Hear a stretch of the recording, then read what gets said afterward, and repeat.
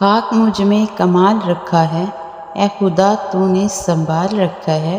میرے عیبوں پہ ڈال کے پردے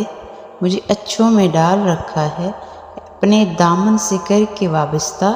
ہر مصیبت کو ٹال رکھا ہے، میں تو کب کا مٹ گیا ہوتا، تیری رحمتوں نے پال رکھا ہے۔ رسول اللہ صلی اللہ علیہ وآلہ وسلم نے فرمایا، بندے کی آزمائش اس کے دین کے حساب سے ہوتی ہے، اگر وہ اپنے دین میں پختہ اور مضبوط ہو تو اس کی آزمائش بھی زیادہ ہوتی ہے، اور اگر اس کا ایمان کمزور ہو تو اس کی آزمائش اسی حساب سے کم ہوتی ہے۔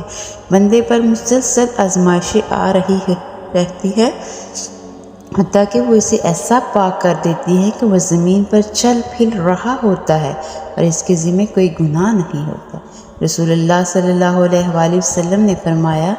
آدمی کا ہر عمل 10 گنا سے 700 گنا بڑھا دیا جاتا ہے۔ اللہ تعالیٰ نے فرمایا سوائے روزے کے، کیونکہ وہ میرے لیے ہے، میں ہی خود ہی اس کا بدلہ دوں گا۔